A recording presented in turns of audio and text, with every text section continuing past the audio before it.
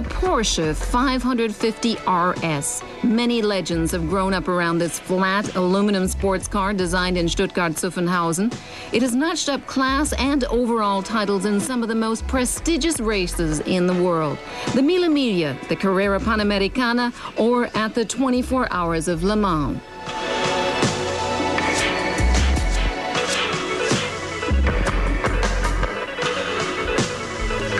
"550 kilograms of racing technology are nicely packed in a shiny aluminum body. People continue to be fascinated by this racing machine even today. The first of these models were built by Porsche engineers in 1953. The aim was not only to compete in factory races, but also offer private drivers competitive material. The Spyder, as the Americans like to call it, had an official list price of around 12,000 euros. For that money, you could buy a 300 Mercedes sedan. In 1954, the first RS models were delivered to their owners, most of them motorsport fans. For some of them, the Spyder's spirit was just too much to handle. The mid-engine rocket ship with its floating rear axle has steering with a mind of its own when driven full throttle.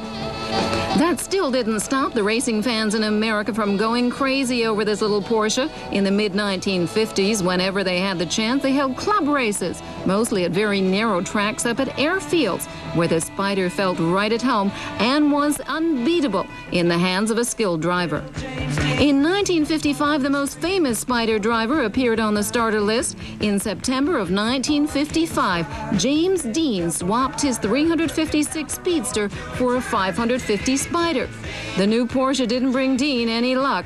On the way to his first race, the actor crashed at the wheel of his car, called the Little Bastard, and was killed instantly. The younger generation was shocked by the death of their idol. That made the car even more fascinating. The body of the Spyder is patterned after an airplane.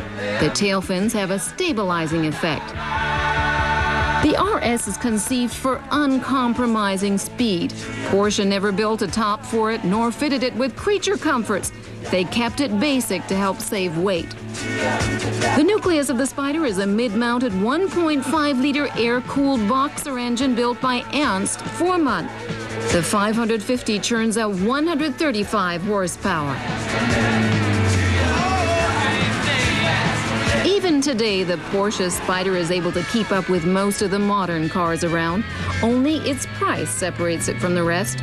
None of the original 90 Porsche 550 Spyders changes hands for under €250,000.